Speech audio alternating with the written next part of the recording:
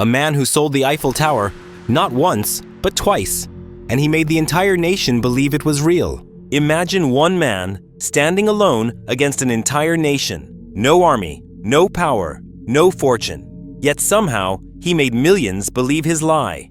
He didn't use weapons. He used something far more dangerous: intelligence. This is the story of Victor Lustig, the man who sold the Eiffel Tower. Not once, but twice. Paris was still recovering from the wounds of World War I. The economy was crumbling, corruption was everywhere, and the people were desperate to believe in anything that sounded hopeful or profitable. And in that chaos, Victor Lustig saw opportunity. A man of charm and confidence, he spoke like a diplomat and dressed like a nobleman. But behind the manners was a master of deception. He studied human psychology like a scientist and greed like an artist. And when he looked at the Eiffel Tower, rusting, expensive, and widely criticized, he saw not a monument, but the perfect illusion. Lustig forged government documents, created fake stationery, and invited Paris's top scrap metal dealers to a secret meeting.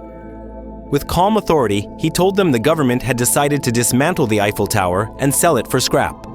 Among them was André Poisson, an ambitious businessman hungry for status.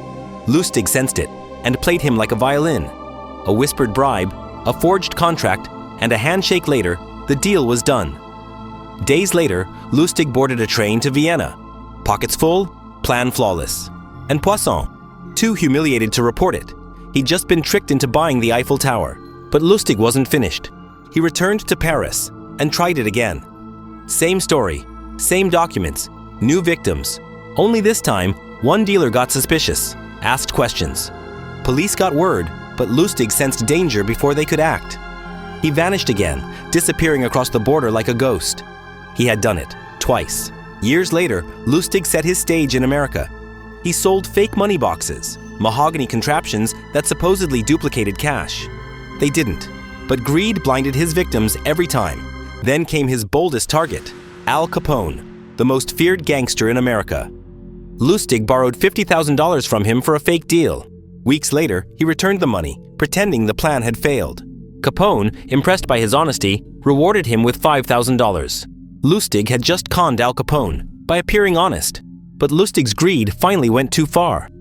He began printing counterfeit money, millions of dollars worth. The U.S. Secret Service launched a nationwide manhunt, and in the end, it wasn't the police who caught him. It was love. His jealous mistress, tired of his lies, betrayed him. In 1935, Victor Lustig, the world's greatest con man, was arrested. He was sentenced to 20 years in Alcatraz. There, behind bars, the man who fooled nations spent his final years in silence, dying in 1947 of pneumonia. But even from his cell, Lustig's legacy lived on, because his greatest con wasn't selling a monument. It was revealing how easily truth can be shaped by confidence. He once wrote his 10 commandments for con men. The first rule? Be a patient listener. It's this, not fast talking, that wins a con man his coups. Lustig understood that people don't fall for lies. They fall for stories that make them feel seen, respected, and certain. He didn't trick fools, he tricked the confident. Victor Lustig proved that the greatest weapon in history isn't powers or money, it's belief. Because when people want to believe, even the impossible can sound like the truth. Thanks for watching. Drop a comment below with your thoughts. Hit the like button if you learned something new. Subscribe to join our growing community, and don't forget to hit that bell icon so you're the first to know when a new video drops.